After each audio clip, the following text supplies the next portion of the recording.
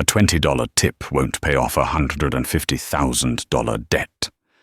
Sophie knew this, but she smiled anyway, the cheap polyester of her uniform scratching her neck. She was a linguistics genius, fluent in 4 languages, trapped in a life of serving lukewarm soup to rude customers. But tonight, one of those rude customers would go too far. And the man watching from the corner table wasn't just any customer. He was a billionaire. By the end of the night, Sophie wouldn't be holding a tray. She'd be holding a first-class ticket to Paris and a note that would change her life or end it. The smell of stale beer and industrial bleach was the first thing that hit Sophie when she clocked in, and the last thing she scrubbed off her hands when she clocked out. At 24, her life was a repeating loop of sore feet, aching shoulders, and the constant, dull thud of anxiety in her chest. She worked at Le Faux Parisien, a restaurant in downtown Chicago that charged 5-star prices for 3-star food, all because the menu was in bad French. Sophie, ironically, spoke perfect French. She also spoke Spanish, German, and conversational Japanese. Her degree in international linguistics from Northwestern had been her pride, her passion. And now, a useless, framed piece of paper gathering dust in her cramped studio apartment. It had been purchased with student loans that, combined with her father's catastrophic business failure, had built a mountain of debt so high she could no longer see the summit. $150,000. The number lived in her phone, a notification from her banking app she saw every morning. "Sophie, Table 7 needs a wrecker, pissy mo," slurred Mr. Henderson, the night manager, butchering the Italian word for the second time. "It's recapitiamo, sir, and that's Table 6. Table 7 is the one that complained about the coq au vin." "Whatever, smarty pants. Just go." He flapped a damp hand at her. Sophie adjusted her apron, the knot digging into her waist. She smiled at Ben, her one ally in this place, who was polishing glasses with a haunted look. "Big night tonight," Ben muttered. "Heard we've got a whale in the corner booth. Section 3, Henderson is sweating." "A whale?" Sophie asked, grabbing her tray. "Yeah, some tech guy. Reserved the whole section just for his table of 1. Didn't want to be disturbed." Sophie glanced over. Section 3, the romantic corner, was dark. She could just make out the silhouette of a man, lean and still, staring at a laptop. He hadn't ordered food, just a bottle of sparkling water that probably cost more than her shift pay. His name, according to the reservation slip, was Marcus Thorne. It meant nothing to her. She went back to work. She navigated the narrow spaces between tables, a ballet of apology and efficiency. She took an order from a couple on a bad first date. She placated a woman who insisted her steak, ordered well done, was too dry. With every "yes, ma'am," and "right away, sir," she felt a small piece of her spirit chip away. At 8:05 p.m., her phone buzzed in her apron pocket, a text from her younger brother, Leo. "Mum's crying again. The bank called. They posted the foreclosure notice on the door. We have 30 days. Sophie's tray wavered.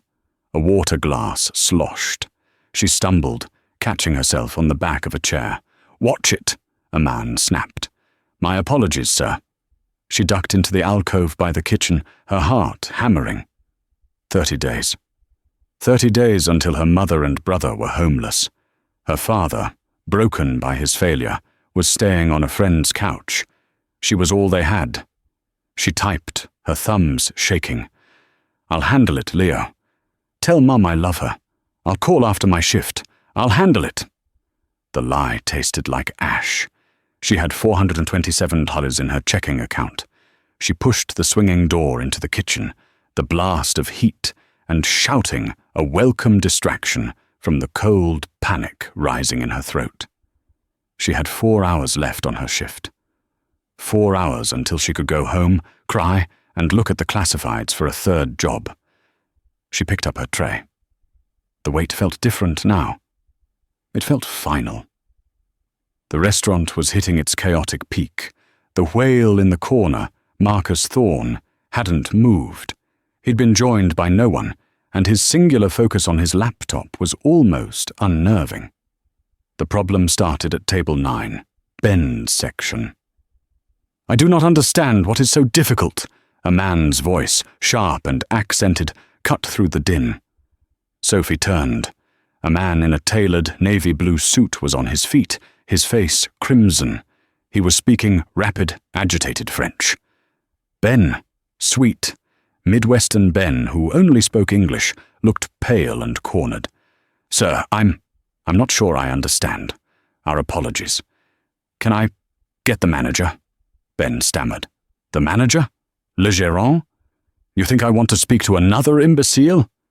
The customer, Monsieur Dubois, spat. "I asked for the wine list. You brought me this poison. And then I asked for the sommelier, and you brought me this child." He was pointing at Ben. "Sir, that's our wine list," Ben said weakly. "This is an insult to my country," Dubois declared, loud enough for half the restaurant to turn. Mr. Henderson was halfway across the floor, his customer service smile plastered on. But Sophie knew he'd only make it worse. She stepped forward. "Ben, I'll take this," she said quietly, her hand on his arm. Ben looked at her with desperate gratitude and fled toward the kitchen. Sophie turned to the angry customer. She stood tall, the cheap apron suddenly irrelevant. She switched her mind over, the familiar click of a different language engaging. "Bonsoir, monsieur," she began. Her voice was calm, clear, and her accent was flawless. Not the high school textbook French Henderson spoke, but the fluid, Parisian intonation of someone who had lived the language. The angry man stopped, mid-rant, his mouth slightly open. "Vous parlez français? You speak French?" Sophie gave a small professional nod. "Oui, monsieur. Couramment. Je suis Sophie. Comment puis-je vous aider ce soir? Il y a un problème avec le vin." "Yes, sir. Fluently. I am Sophie. How can I help you tonight? Is there a problem with the wine?" The man, Dubois, seemed to diffuse slightly, but his arrogance remained. He switched back to French. "This child," he gestured to where Ben had been, "is an idiot." I asked him a simple question about the terroir of the Burgundy. He looked at me as if I had 3 heads. "This establishment calls itself Parisian. It is a joke." Sophie glanced at the wine list. "My apologies, sir. Our staff is trained primarily in service, not enology. As for the Burgundy," she pointed to the listing, "it is a 2019 Gevrey Chambertin.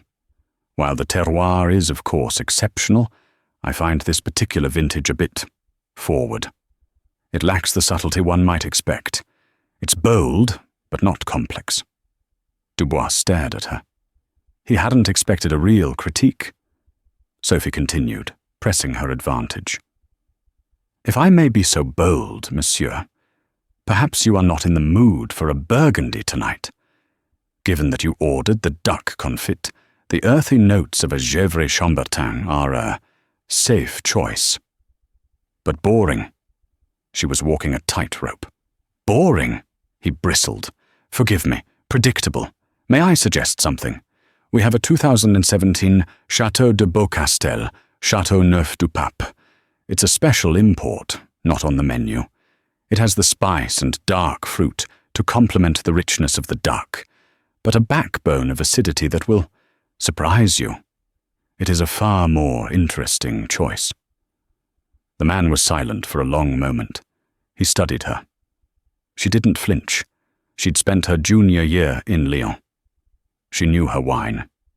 Finally, he gave a curt nod. "Très bien, bring it. And a glass of water. My throat is sore from shouting at that boy." "Right away, monsieur." She turned and walked away, her back straight. The entire restaurant had been watching. As she passed the corner booth, she felt a pair of eyes on her. She glanced. The whale, Marcus Thorne, had looked up from his laptop. His face was in shadow, but his gaze was intense, analytical. He watched her for a full 3 seconds before his eyes dropped back to his screen. Sophie felt a strange chill. She shook it off. She had a foreclosure notice to worry about. The rest of the shift dragged. Monsieur Dubois was, true to his nature, demanding. But Sophie handled him with cool professionalism.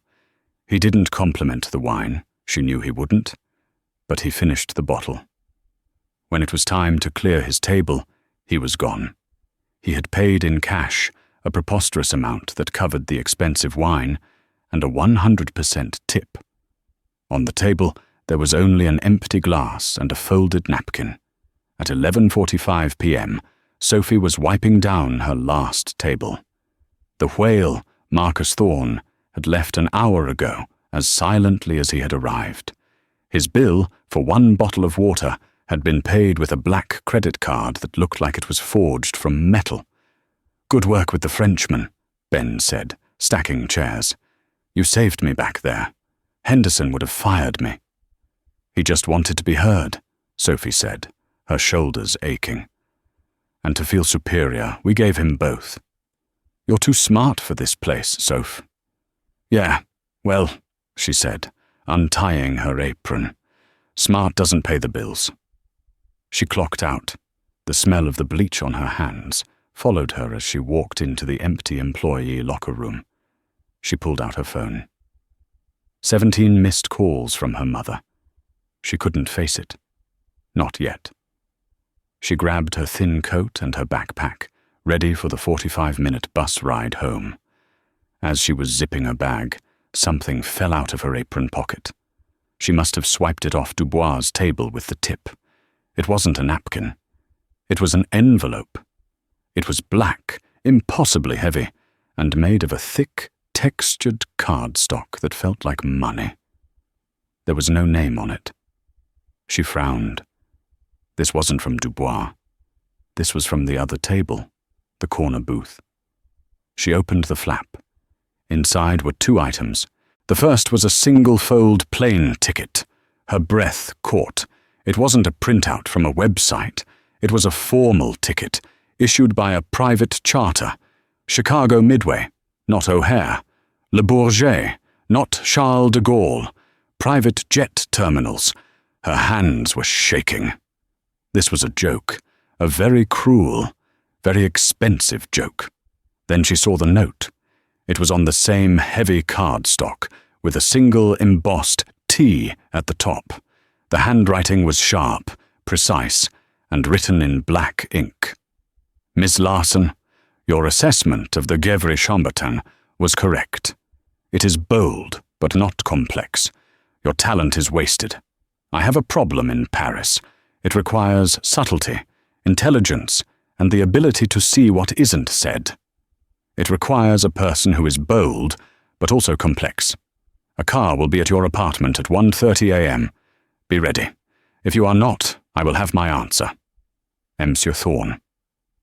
Sophie read it once, twice, 3 times, 11:52 p.m. The car was coming in 98 minutes. The flight left in 3 hours. This was insane. It was a prank. It was human trafficking. It was 30 days. She thought of her mother's tears, the foreclosure notice, the $150,000. What did she have to lose? Her minimum wage job? Her studio apartment that she was 2 weeks late on rent for? This was madness. She was a waitress. But as she stood there, under the flickering fluorescent light of the locker room, she remembered the feel of the French language in her mouth, the confidence, the power. Your talent is wasted. She looked at the clock. 11:54 p.m. She ran. She burst out of the restaurant, not waiting for the bus. She flagged a taxi, a luxury she couldn't afford. 14222 West Fillmore, and hurry." She got in, her heart pounding a desperate rhythm against her ribs. She called her mother. "Mum, it's me." "Sophie, honey, the bank, Mum, listen to me.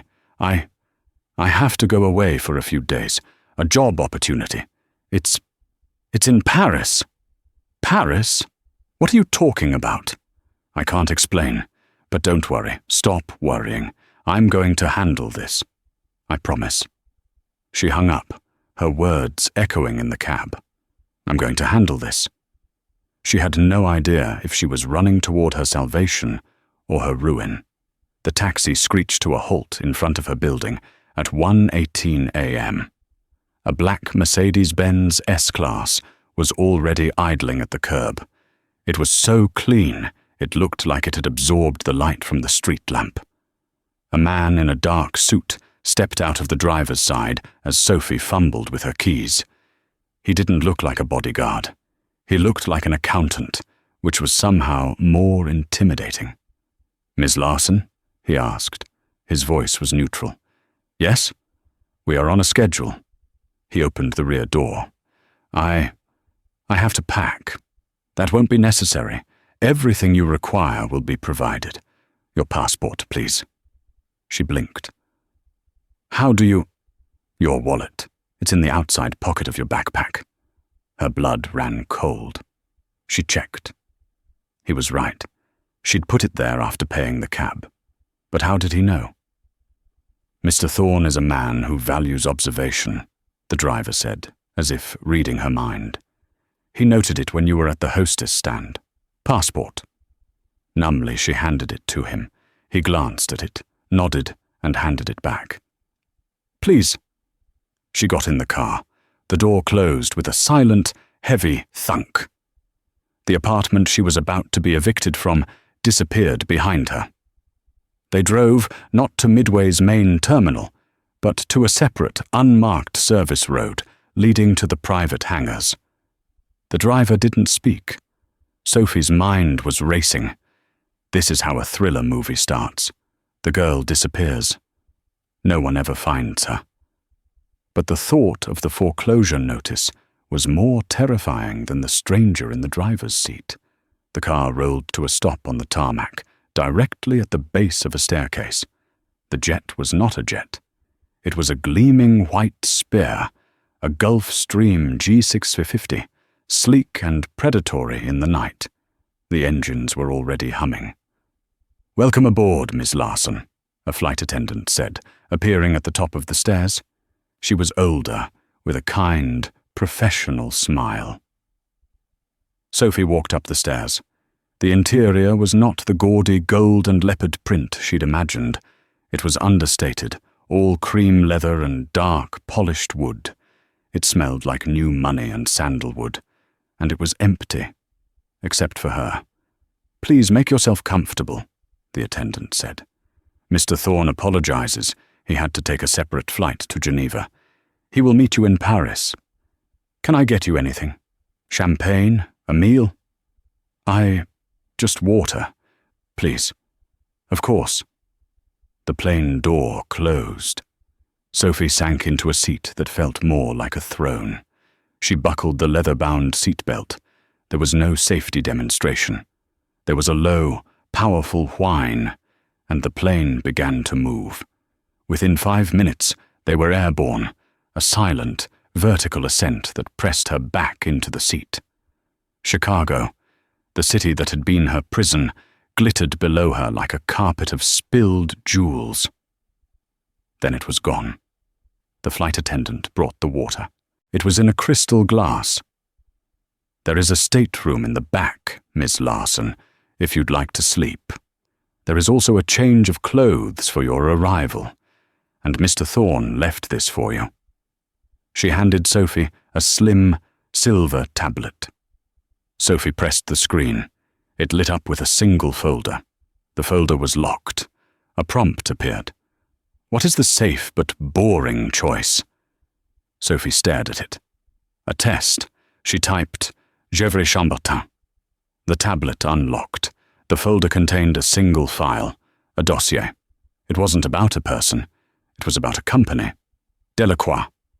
Vintner's Asset, 12th generation family-owned winery, Bordeaux. Objective, acquisition. Client confidential. Obstacle, Patriarch, Henri Delacroix, 78. Refuses all contact. The file was 200 pages long. It included biographies of the entire Delacroix family, financial reports, personality profiles, and grainy surveillance photos of a sprawling, ancient-looking chateau in France.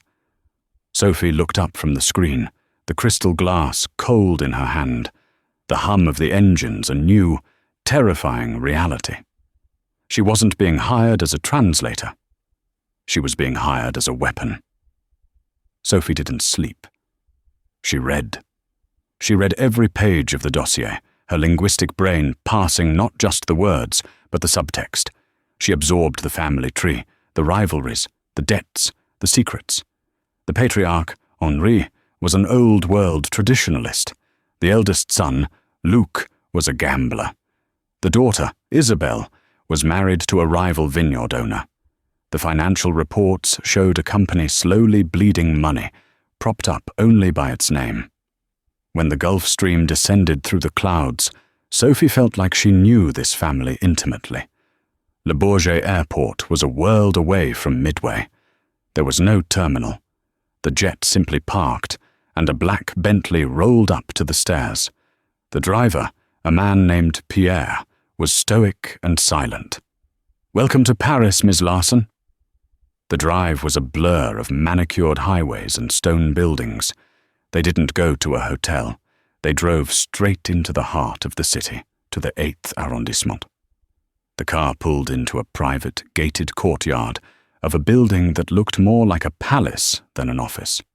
Pierre led her to a high-speed elevator that opened directly into a penthouse suite. It wasn't a hotel. It was a private residence. "Mr. Thorne will be here at 7, Pierre said. "He asks that you be ready." "Ready for what?" Pierre just smiled, a thin, professional expression. "There is a wardrobe in the bedroom. I believe you will find your size." He left. Sophie was alone in a glass-walled apartment that overlooked the Eiffel Tower. It was the most beautiful room she had ever seen. She felt like an imposter. She found the wardrobe. It was a walk-in closet filled with brand-new designer clothes, dresses, silk blouses, cashmere sweaters, trousers, and rows of shoes. A small handwritten note sat on a jewelry box. "Dress for dinner. We are not trying to impress. We are trying to observe. MT." Inside the box was a pair of simple, elegant pearl earrings. This was a test, too. Not trying to impress. At 6:45 p.m., Sophie was ready. She hadn't chosen the glittering cocktail dress or the severe-looking pantsuit.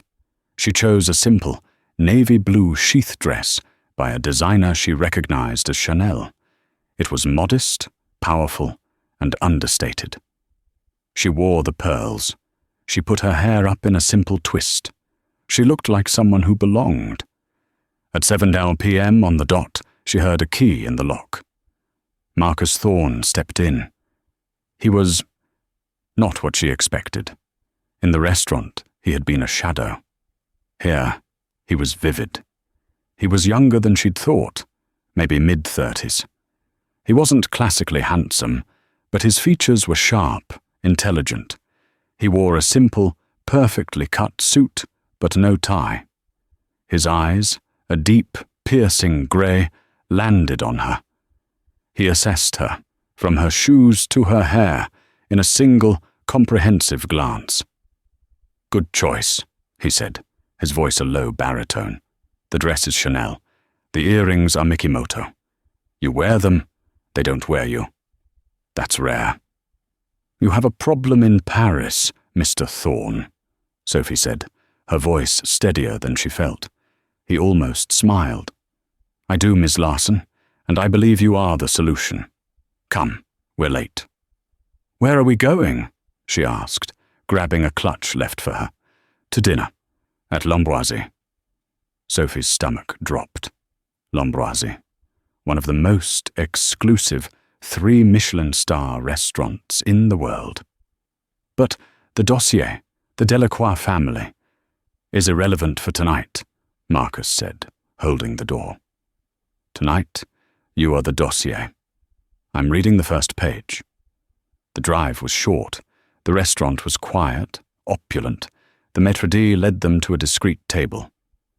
I don't need a translator, Miss Larson, Marcus said, not opening his menu. I have a dozen of those. They are commodities. They translate words. What do you need? She asked. I need an interpreter. I need someone who can sit in a room and understand the subtext, the pauses, the hesitations, the insults hidden in compliments. I need someone who understands that what people don't say is the only thing that matters. He leaned forward. At the restaurant, you didn't just translate for that man. You read him. You saw his arrogance, his insecurity, and his need to be dominant. You didn't placate him. You challenged him. You sold him a €400 bottle of wine he didn't want, and you made him think it was his idea. That is a skill, and it's a skill I will pay for. What is the job? Tonight? The job is to eat. But tomorrow, he said, we go to Bordeaux. And you are going to tell me how to buy a company from a man who has sworn he will never sell. A waiter appeared. Marcus Thorne switched to flawless, unaccented French and ordered for them both without looking at the menu or at her. He was testing her again. Sophie sat back. The fear was gone. In its place was a cold, bright focus. He's afraid, Sophie said. Marcus paused. Who? Henri Delacroix, the patriarch. In the dossier, his personal finances are perfect. Too perfect.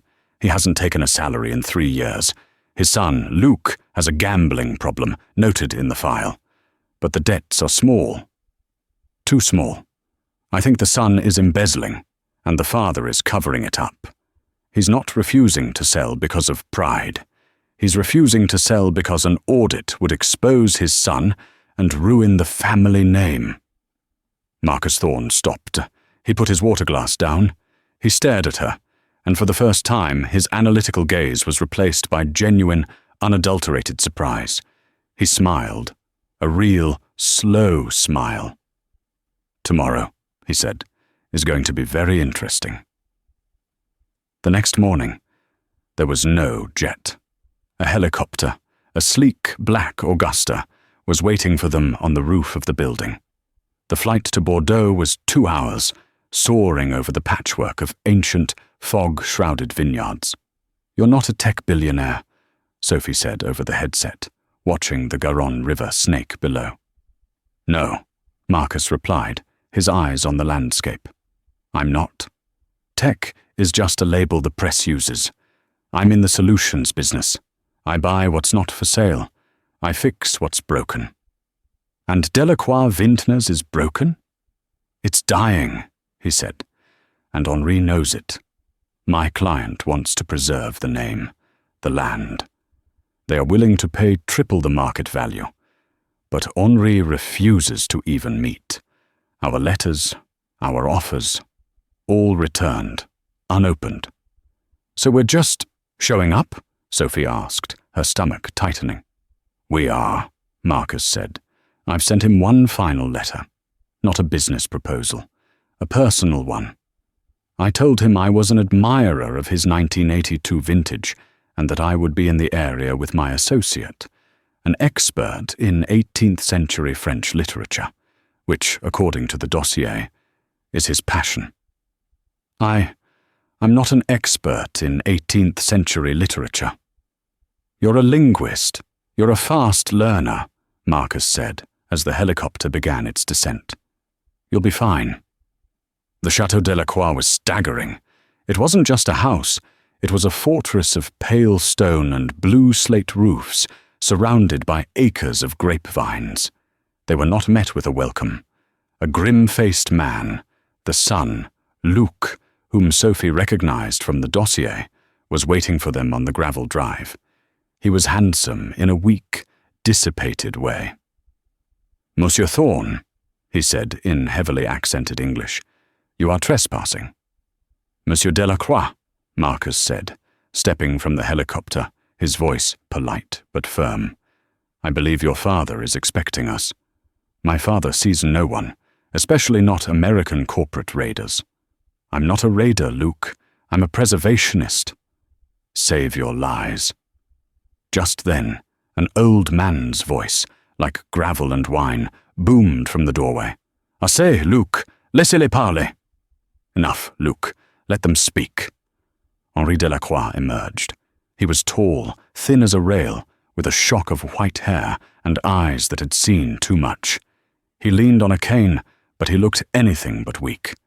He ignored Marcus and stared straight at Sophie. "Vous," he said, "vous êtes l'experte? Parlez-moi de Voltaire." You are the expert. Talk to me about Voltaire." This was the test. Sophie's heart hammered. Luke was smirking. Marcus was silent, watching. Sophie met the old man's gaze.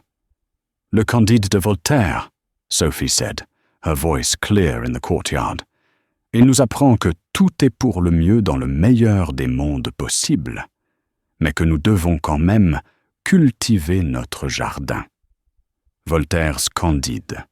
It teaches us that all is for the best in the best of all possible worlds, but that we must still cultivate our own garden.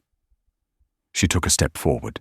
"Your garden, monsieur, is one of the most beautiful in the world, but I see the harvest is suffering." Henri stared at her. The reference was perfect. "Cultivate our garden." He gave a slow nod. "Venez," he said. "Come." He turned and walked inside. He had invited them in. Luke shot Sophie a look of pure hatred. They were led to a grand, cold salon. They talked for an hour. Henri spoke only in French, forcing Sophie to translate. But Marcus was right. It wasn't about the words. Sophie translated Marcus's generous, respectful offer, but she listened to the subtext. When Marcus mentioned future security, Henri looked at his son. When Marcus mentioned preserving the family name, Luke refused to meet anyone's eye. When Marcus mentioned a full transparent audit, Luke physically flinched. Sophie's hypothesis was correct. The father was protecting the son. The son was the poison in the vineyard. Finally, Henri stood up. "This is a lot. You will stay for dinner. My daughter, Isabel, and her husband are joining us. We will discuss it as a family." It wasn't a request. Marcus nodded. "We would be honored." As they were shown to guest rooms, Marcus pulled Sophie aside. "Well?" "It's exactly as I thought," Sophie whispered. "Luke is terrified of an audit. But there's something else. The sister, Isabel." Henri mentioned her, and Luke looked relieved. He's counting on her for something. Tonight at dinner, that's the battlefield. "And you're the weapon, Ms. Larson," Marcus said. "Find me the leverage." The dinner was an agonizing symphony of unspoken tensions. The dining room was vast, candlelit, and freezing. The sister, Isabel, had arrived with her husband, Robert. Isabel was sharp, polished, and wore her anxiety like a tight pearl necklace. Her husband was quiet, assessing. The conversation was all in French. Sophie translated, but she was doing more. She was watching, listening, mapping the alliances. Luke, the son, and Isabel, the daughter, were a united front. They were polite to Marcus, but their arguments against the sale were emotional, not logical. "This is our home," Isabel kept saying. "You cannot put a price on heritage." Henri, the patriarch. He was silent, watching his children, his face a mask of disappointment. Marcus and Sophie. As the main course was served, Luke made his move. "Father," he said in French, "it is time to be honest with our guests. Tell them why we cannot sell. Tell them about the other offer. Henry closed his eyes. Luke, no. What other offer? Marcus asked, his voice neutral. Sophie translated. Isabel leaned forward. Our neighbor, Robert's family, she said, gesturing to her husband. They have made us a generous offer. Not as impersonal as yours. They want to merge our lands, to keep the Delacroix name alive as part of their family. Sophie's brain was on fire. She looked at Robert. He was smiling. This was a hostile takeover, disguised as a family merger. And Luke and Isabel were in on it. They were selling out their father to their rival. That is a lie, Henri roared, slamming his fist on the table. His offer is an insult. He wants to turn my land into a theme park. At least he is French, Luke shot back. At least he understands tradition. Not like this American who sends a waitress to do his talking. The insult hung in the air. Sophie went white. Marcus Thorne didn't flinch. He placed his napkin on the table. A waitress, Marcus said, his voice quiet, but carrying in the vast room. He spoke in English, forcing Sophie to translate, to own the moment. A waitress who, in 10 minutes, understood your vineyard's finances better than your own son has in 10 years. A waitress who diagnosed your family's sickness from 5,000 miles away. He turned to Henri. Monsieur Delacroix, your children are not protecting your heritage. They are selling it for parts. What are you talking about? Henri said, switching to English, his voice shaking. Sophie, Marcus said, tell him. Sophie stood up. Her hands were shaking, but her voice was steel. She spoke directly to Henri in French. Monsieur, your son has not just been gambling. He has been embezzling for 5 years. He's been selling off your reserve vintages on the black market in Asia. The small debts in the file. That was a lie. The real debt is over 8 million euros. Liar! Luke screamed, leaping to his feet. But he didn't do it alone, Sophie continued, her gaze shifting to Isabel. He needed someone to launder the money, someone with a legitimate rival business. Your husband's business, Isabel. The merger isn't a merger. It's a bailout. They're using your father's land to cover their own crimes. Isabel's face crumpled. Robert, her husband, grabbed her arm. Say nothing. Henri looked at his son, then his daughter. He saw the truth in their terrified faces. The great, proud man seemed to shrink, collapsing into his chair. It's true, he whispered. All of it. The room was silent. The war was over. Marcus Thorne stood up. Monsieur Delacroix, my offer stands. Triple the market value. We will conduct a private audit, handled by my team. We will deal with Luke and his partners, quietly. The 8 million euro debt will be absorbed. The Delacroix name will be protected. Your legacy will be secure. All I ask, he said, is that you let me cultivate your garden. He had used Sophie's words. Henri Delacroix looked at Sophie, his eyes filled with a terrible, profound sadness. He nodded. Done. The helicopter blades beat a steady, percussive rhythm against the night sky, a whoomp, whump, whump that felt like a new, powerful heartbeat. Below them, the sprawling, ancient lands of Château Delacroix receded into darkness. A problem solved, a kingdom conquered. The cabin was warm, insulated from the cold, but Sophie felt a different kind of chill, the adrenaline of the night, sharp and electric. She sat opposite Marcus Thorne. The victory in the dining room had been so absolute, so sudden, that she was only now processing the fallout. They were all in on it, she said, her voice sounding strange and distant in the headset. She wasn't asking. She was thinking aloud. Luke, the sister Isabel, and her husband, Robert. It wasn't just covering up the embezzlement. It was a hostile takeover from the inside. "It was," Marcus replied, his voice a calm baritone. He was looking out the window at the lights of a small town passing below. "Robert's family has been trying to acquire that land for a generation. They saw Henri as an old fool, a traditionalist. Luke's debt was the leverage they needed. They would solve his €8 million problem in exchange for forcing the merger, effectively stealing the company for a fraction of its worth. Your father-in-law gets the land, Luke gets his debts cleared, and Isabel, she gets to be on the winning side." "And Henri?" Sophie asked. "He would be given a place of honor on a board with no power, left to watch as they dismantled his life's work. A gilded cage. That's monstrous," Sophie said. "It's business," Marcus corrected, though not unkindly. He finally turned to look at her, his grey eyes analytical in the dim green light of the cockpit instruments. "My surveillance team was on that chateau for 6 months. They documented every one of Luke's trips to underground casinos. They photographed him meeting with his bookies. They had receipts, data, times, but they missed the real story. They were looking for a gambling addict, so that's all they saw." He leaned forward slightly.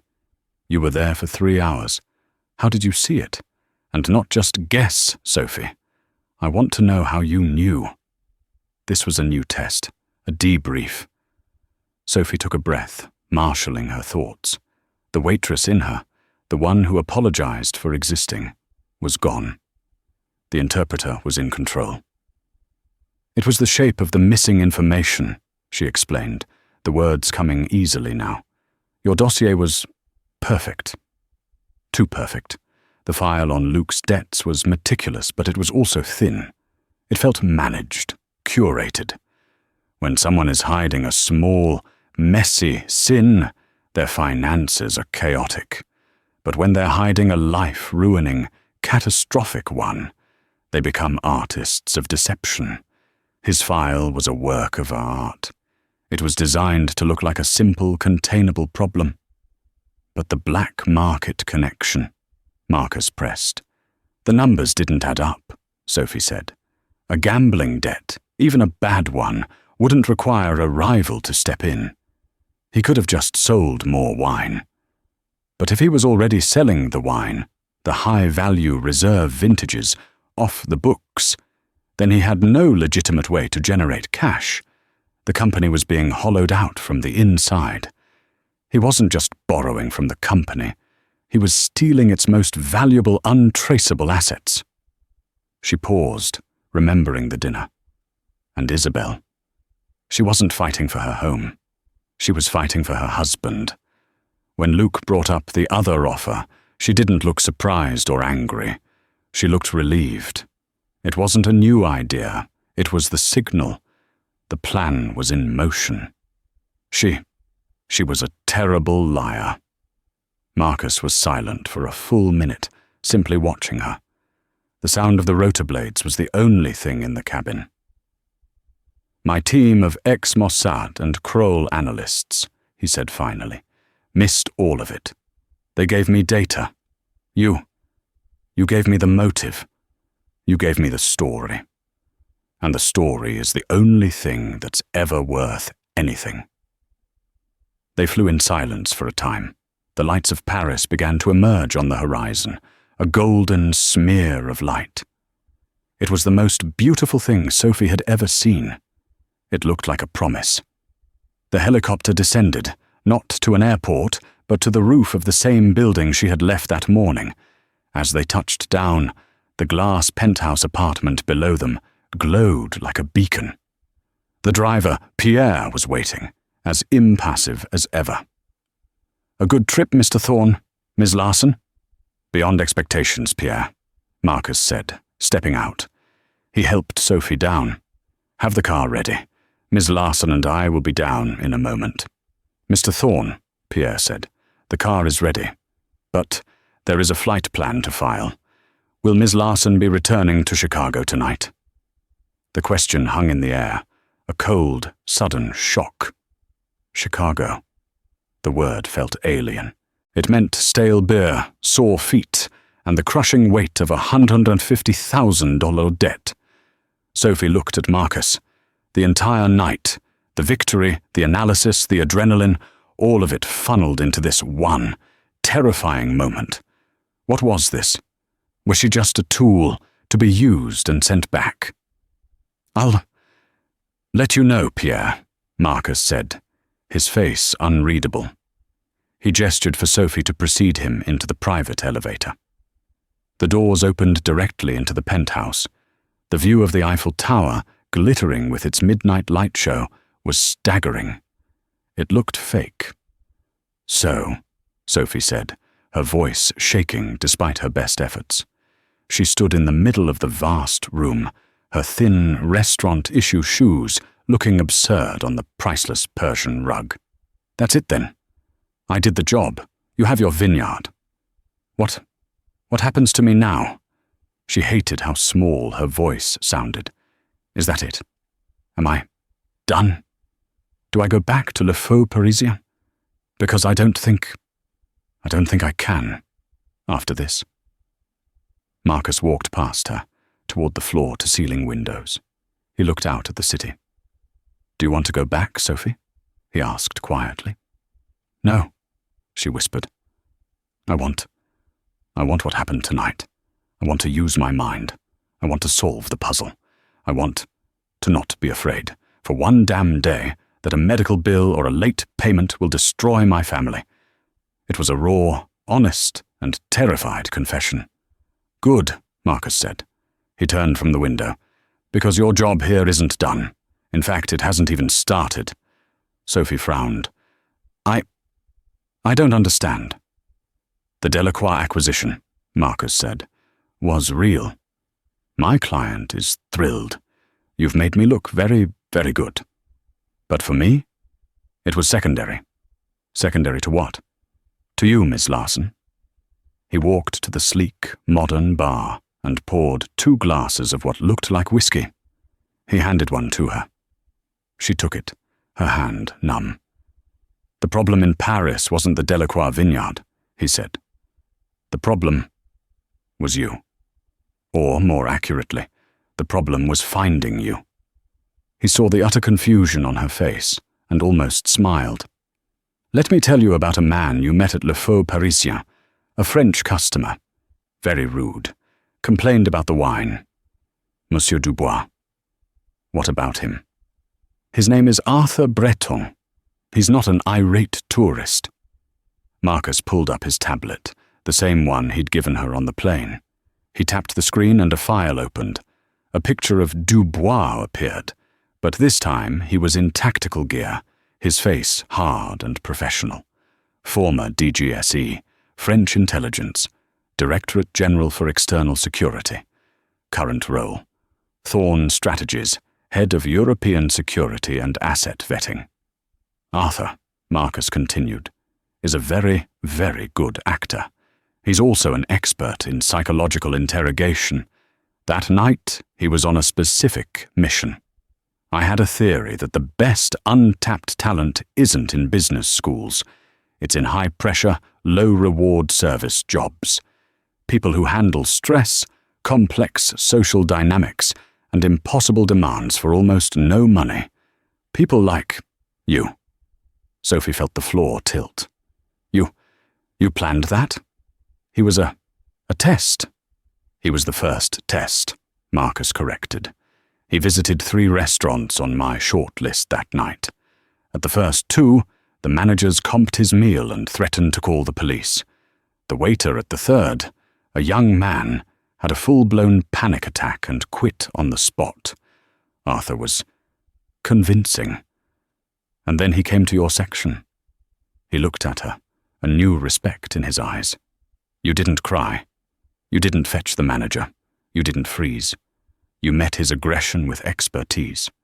You read him, diagnosed his arrogance as insecurity, and then you disarmed him. You sold him a €400 wine he had no intention of buying, and you made him think it was his idea.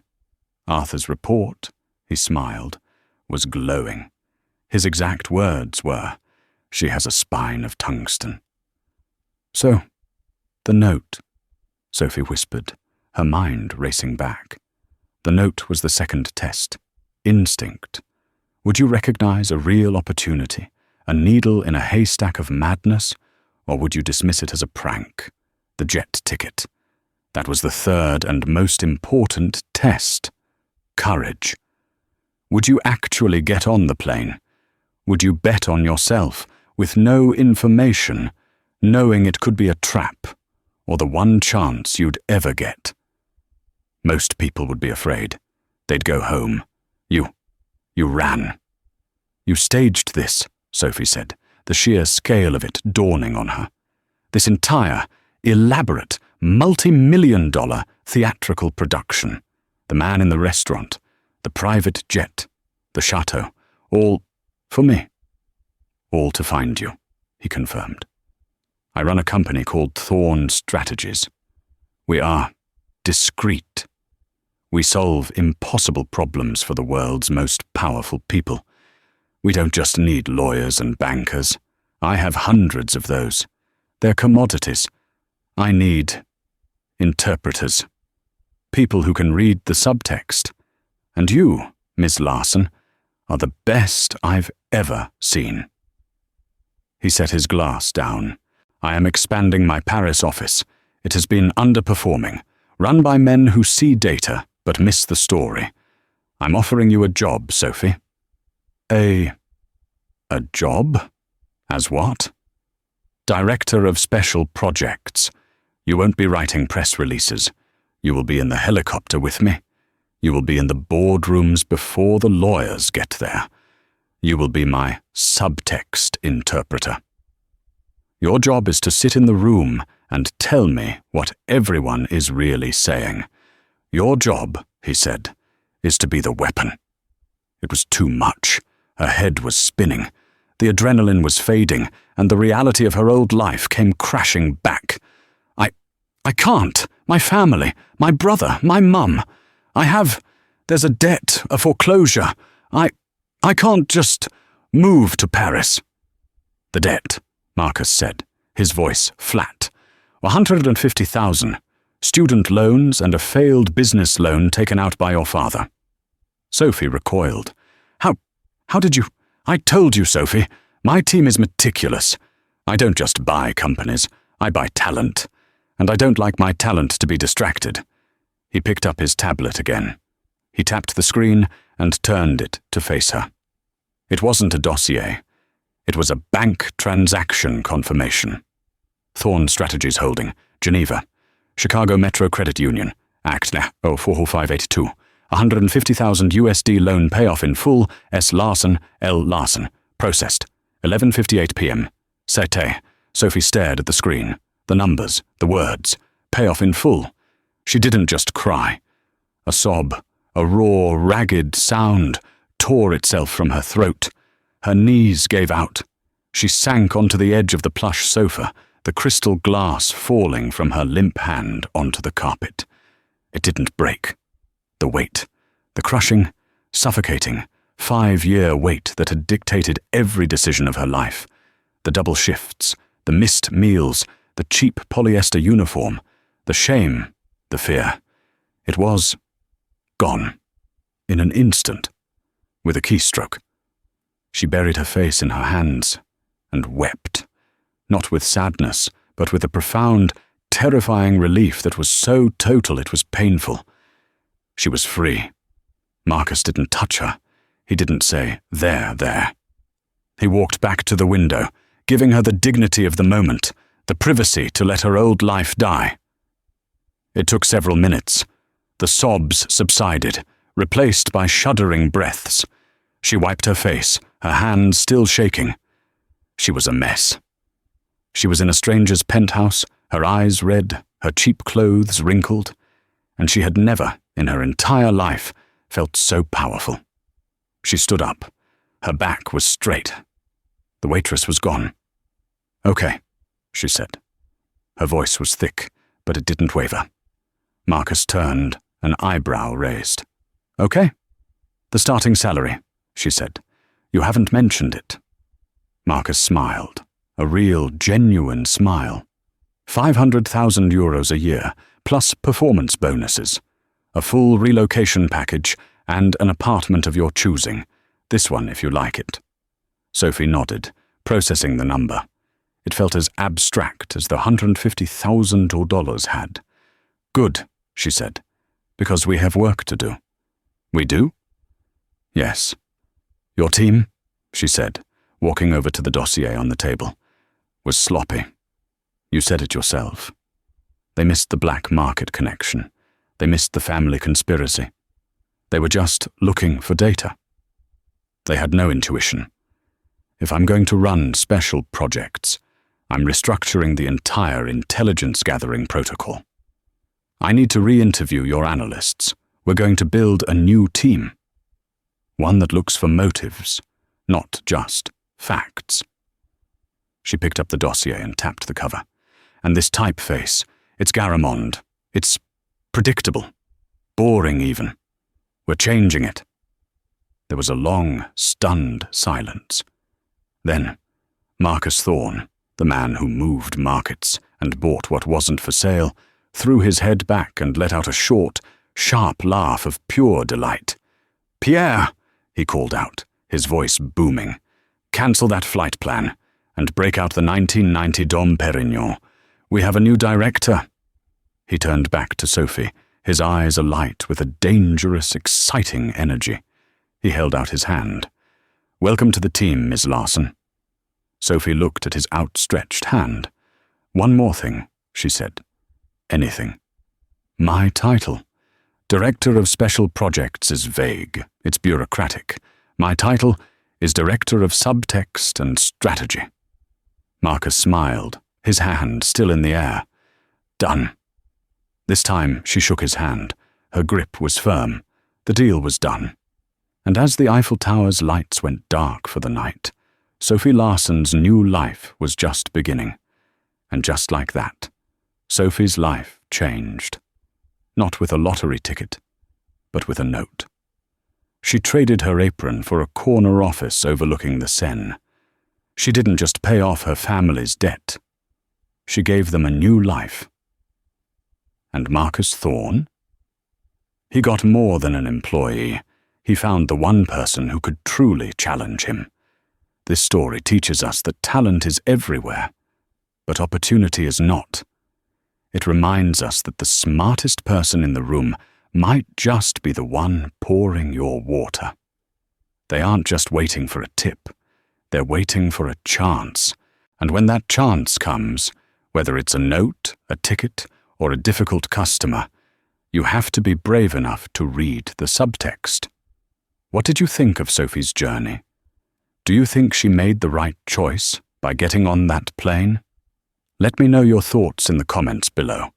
Thank you so much for listening.